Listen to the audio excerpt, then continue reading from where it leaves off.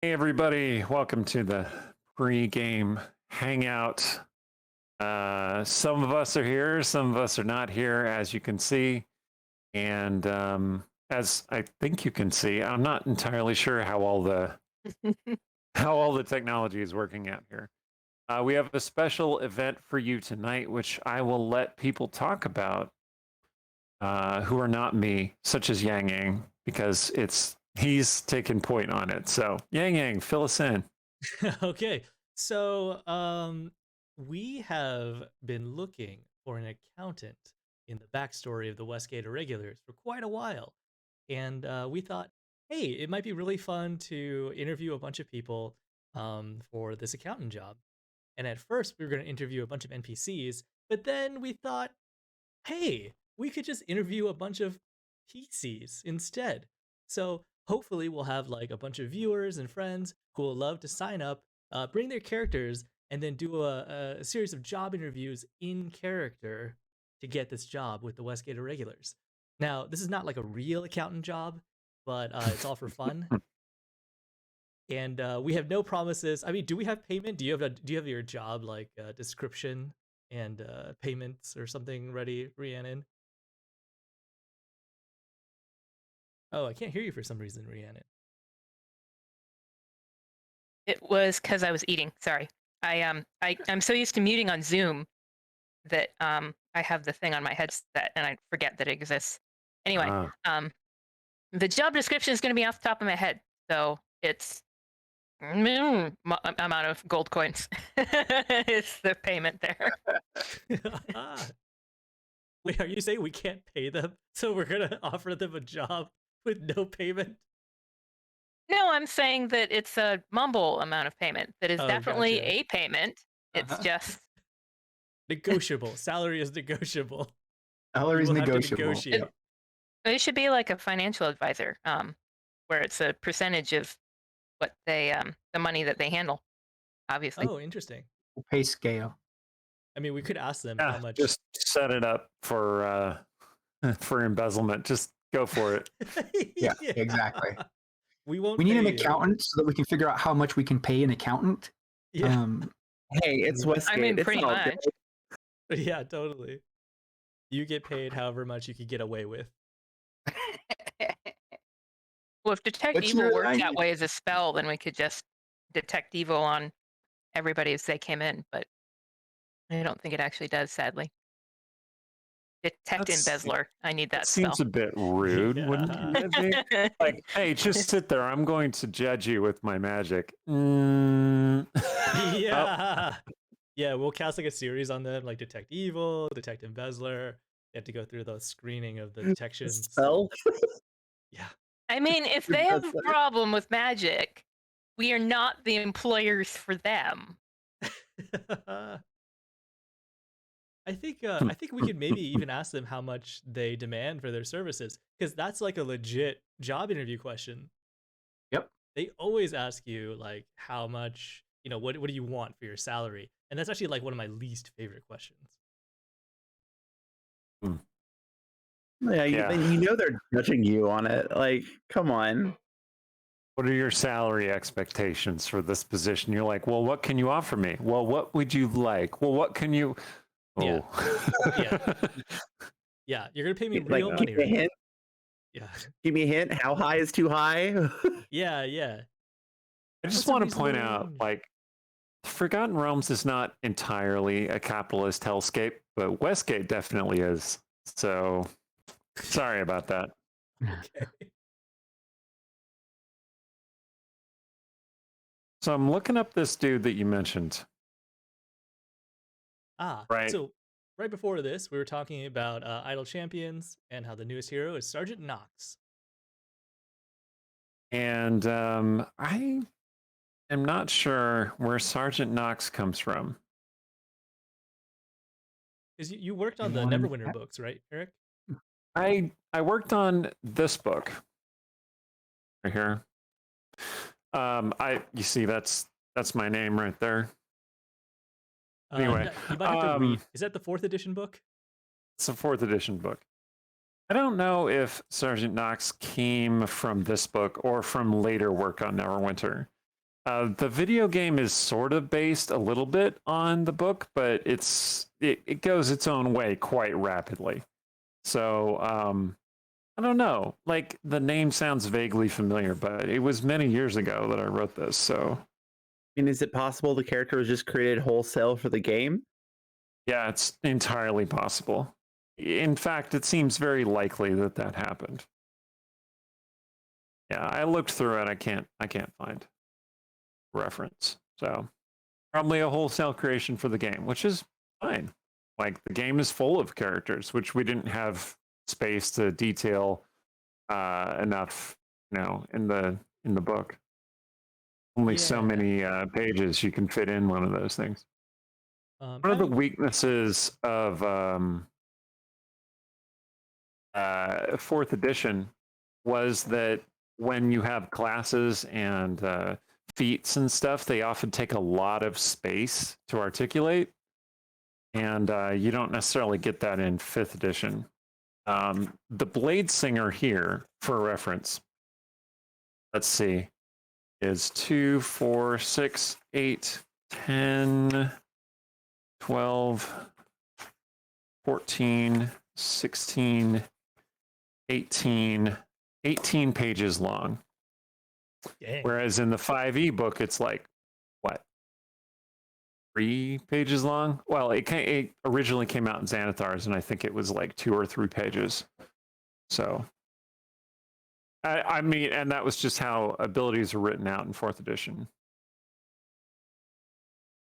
Yeah, I only played I played both the Neverwinter Nights and the Neverwinter MMO, and I definitely remember Sergeant Knox from the MMO because he is like your central quest giver, but I do not remember him in Neverwinter Nights.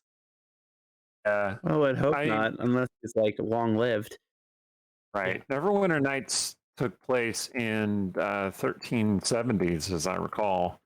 And then the Neverwinter MMO is the 1470s. So Sergeant Knox would have to be at least 150 years old. I mean, he could just have the most epic backstory that we have yet to uncover. That is true. There are a number of human characters in the realms who have lived a very, very long time, despite efforts to kill them off. You say with that smile. Where's my tea? Anyway. Cough, Elminster, cough.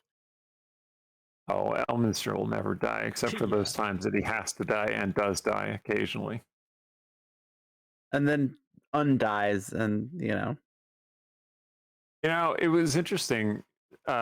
Since I came into writing fiction toward the end of 3rd edition 3.5, and like when they told us that 4th edition was going to be 100 years in the future, I immediately came up with all kinds of cool ideas for, salvaging my characters, how they would survive that long time jump.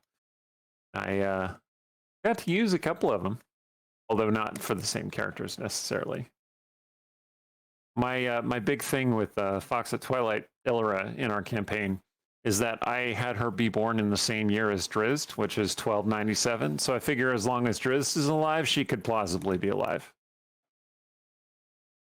And that guy ain't never going to die. So. Yeah, totally.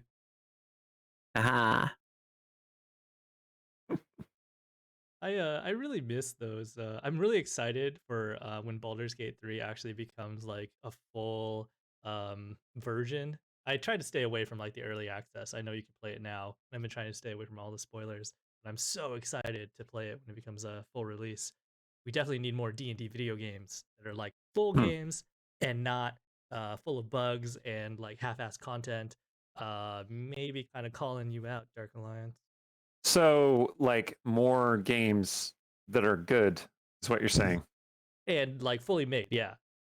Because Dark Alliance released like a little early. It's kind of a shame because Dark Alliance was such a cool idea. Yeah. It's a shame to see that it hasn't garnered as much support as I'd like. So. I want to play it. I think I will play it when it gets a couple more patches. Mm-hmm. Yeah, I have Game Pass, so I can just play it like for free, basically. So Have you been playing it? I have not tried it yet. I might install it though over the next couple days. Give it a shot. I'll admit I'm of two minds on the whole thing because I'm a sucker for anything with the realms, but at the same time I'm so tired of the companions of the hall. Yeah, I'd like to see some more stories. I like their stories. I like the characters. I would just like to see more stories for sure. Hmm. Thank you I for the mean, sub, Deckard.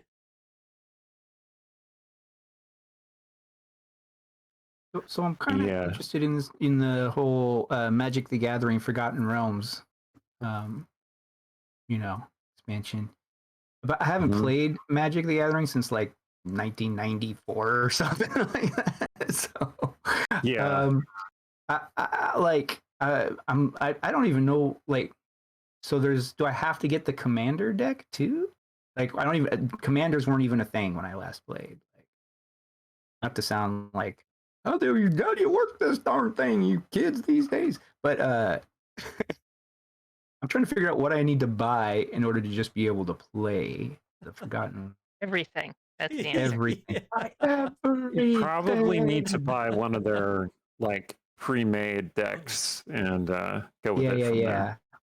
I'm just like there's the gift bundle. It's like 10 There might draft actually pieces, one there collector. might actually be a guide for that on the Talarian Community College. Hmm. That's a pretty solid YouTube channel for all things Magic. So, and the professor is pretty neat. I'm like you, Randy. I used to play Magic back in the 90s, and I have tried to play a couple times more recently, and the mechanics are just so different. I have to ask the other person I'm playing with to explain what a thing does constantly. And like half the time, I'm like, oh, so I'm screwed, is what you're saying. Yeah, yeah. Like it was just there was what was it? Right before I quit, it was like rainbow mana. I built myself a rainbow deck. Something like that. I remember I was like, I'm the shit. But excuse me. But They then started like doing multicolored things. yeah, Yeah. multicolored things. All the colors of the rainbow. You But might not believe this, kids, but once back in the day, Magic didn't have multicolored cards. That just was silly. You just always have, one particular color. And there were yeah. 5 colors. I think there were artifacts. I think. That was it. Yeah. So I'm not sure. I know there's all these like there's Planeswalker and there's all this like there's these different realms or whatever now and commanders and different so like yeah. I think we'll just have to like I'll just have to like sit around or I'll have to go into like that arena or something like that and just play around. Probably I mean the playing is the best way to learn really usually. So Yeah. just In go and D&D figure it and out. in Magic. But then I'm also like, do I really need another thing to take up my time and money right now? Yes, I- you do. I Yes, play Content. Warhammer. I need Content. no other money sinks. Ooh, yeah, that's an expensive hobby. Play. I paint Warhammer. I have no one to play with. Yeah, I think if you wanted to just try the game, Randy, you could talk to Emily. She gets a lot of decks for her job because she works for Magic, and so yeah, she'll be willing to host a party. I think Steven also wanted to play. Yeah, we should just have like just get together and do a Magic the Gathering party. Or maybe if we ever like have a writing retreat. Like Ooh, yeah. I think the other thing that's like kind of throwing me off about it is like having a dice. Like you're supposed to roll for a bunch of the cards, and so like having a dice. really? Yeah. Is that just the Forgotten Realms expansion or just in general? For the Forgotten Realms expansion. Like a lot of the cards Oh, have an okay. ability that you roll for, and it does like a secondary effect if you roll high. Right. I did see that there was like some kind of like bundle pack that came with dice and other things. So that's interesting. Like we all don't have too many dice Yeah. already. Right, Need more yeah. dice. Oh, thank God. If I need dice, I'm gonna Right. get them from Teacup the Creator. Teacup the Creator, fine sponsor of Yeah, absolutely. Dungeon Scrawlers. Maybe this is a good time for me to just talk about our giveaway real quick. I just want to remind people that we're doing a jumbo D20 giveaway this week. You could type in exclamation mark to enter, exclamation mark enter into chat to get a free entry. This is actually a custom jumbo D20. So you can talk to Teacup and you could tell her exactly what kind of dice you want. If you want like glitter in it, sparkles, if you want like little tendrils, you want, et cetera, et cetera. You can tell her about your character, and then she will like customize this to fit your character's exact aesthetic.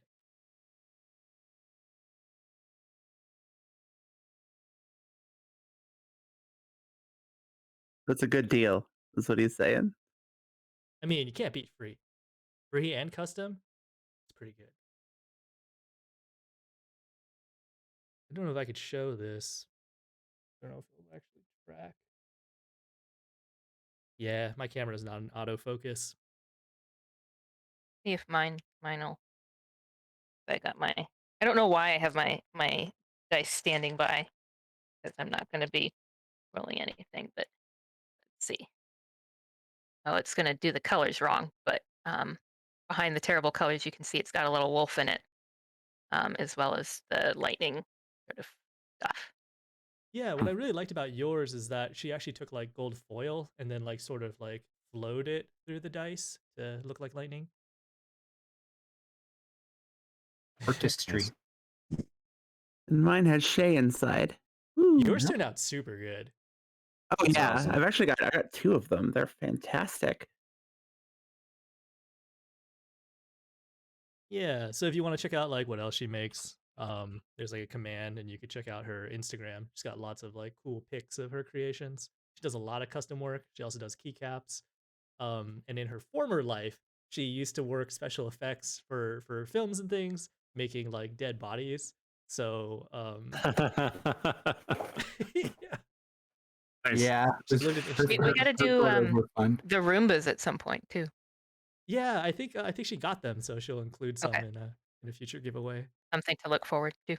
Yeah, maybe we could convince her to give away a fake dead body in the future too. Custom fake dead body. Those are pretty heavy though. Yeah, describe your character. She'll create a dead body of your character If that's like for one use of in our an interview. upcoming game. Yeah. One of our hard-hitting interview questions. You discover a dead body in the room. What do you do? Yeah.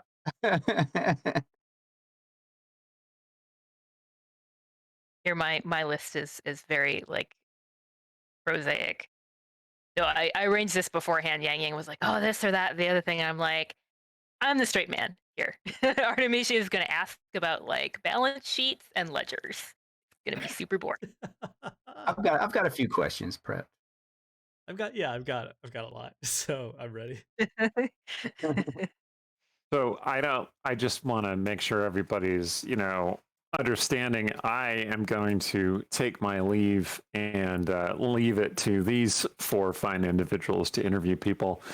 But Yang Yang did suggest that I ask questions as Sarshan, which would be pretty funny. Because once you explained the concept of interviewing to Sarshan, he would start asking questions that he thought would be relevant, like, what time of day do you prefer to nap? And do you prefer your meat cooked or not? Which have nothing to do with anything. What are your But of feelings course on there- shoes? There are right answers to both of those questions. Absolutely. And if you say the wrong thing, then you're immediately out. Would you be willing to be paid in spoons?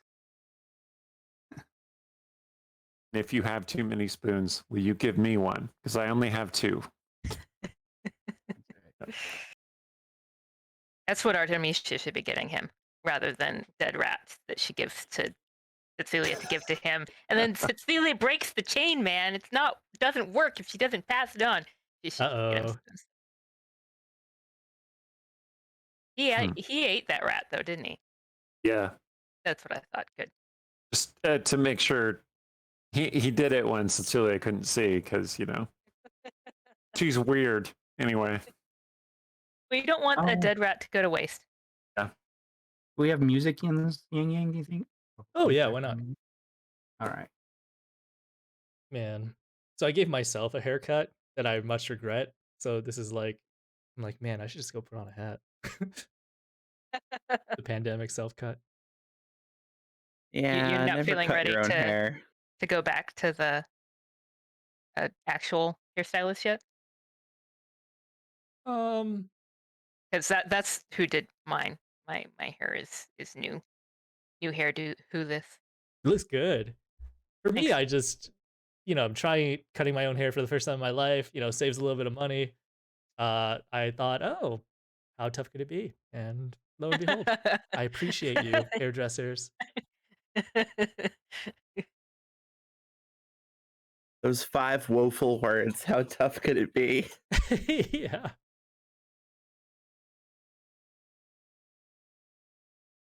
I mean, I did a self cut at one point in the depths of the pandemic, but it was pretty long, so you could sort of kind of just and then it's just fluffy versus the short haircut.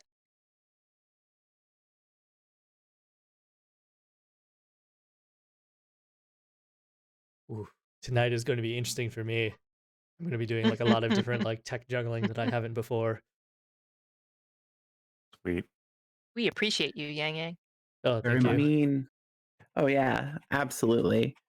But these kind of episodes, these weeks, that's the time to experiment, right? Exactly. Right. This isn't So, plot relevant. if you, the audience, What's the worst that could happen? find something that we do really entertaining and fun and you want to see more of it, or you find something we do just tedious as balls, let us know. Like, we As want that balls. feedback. Balls are so tedious. Basically, yeah. Oh my god.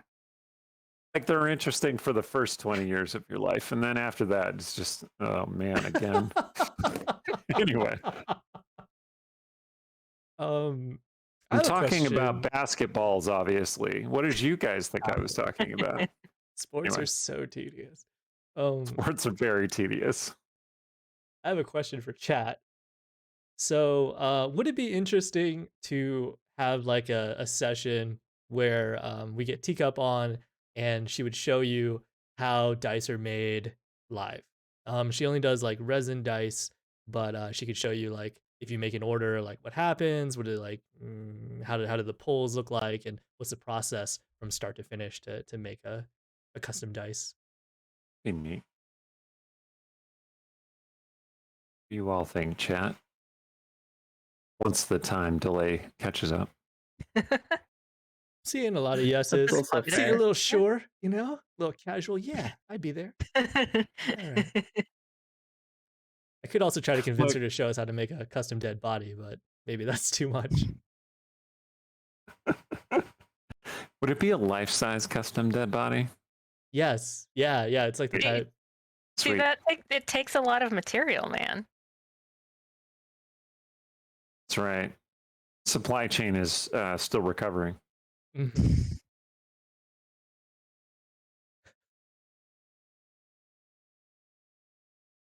Oh yeah, I see a lot of yeses from the chat. Excellent. Yeah, so that could be like another thing that we do if we ever wanted to take another week break or something. Yeah. Be fun.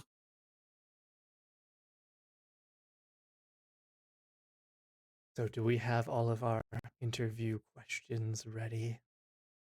We're ready to find ourselves a mighty fine accountant. I'm like thinking myself, I'm like, you're like, I just Googled this. I'm like, they're like, I sat here and like was like, I got like a few questions ready. I I'm sure mean- you'll just think kind of some. improv it. I Yeah. Googled accountant interview questions. So it's all like, which is the best kind of balance sheet accounting, reverse or like double reverse or whatever. And I was like, not using those. But there were some, in each list, there were a couple gems like, if you were CFO of this entire company, what would keep you up at night? And I was like, yeah, that's a good one.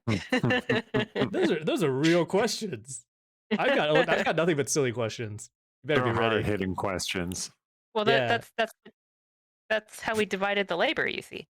If you were the leader of the Westgate Irregulars. Let's talk amortization of Briar House. Yes, let's. Okay, so it's Live 6:25. too. Yeah. Is there anything anybody wants to say before we go to the recap? Good luck, everyone. I wish you only tomorrow smile when you go through your interviews. Oh, All right, we'll see you all in a bit. Okay, you can't end it like that. So we left our heroes with a pretty dire situation, truth be told. I mean, middle of a battle with the Night King, mysterious figure in a hood, you know.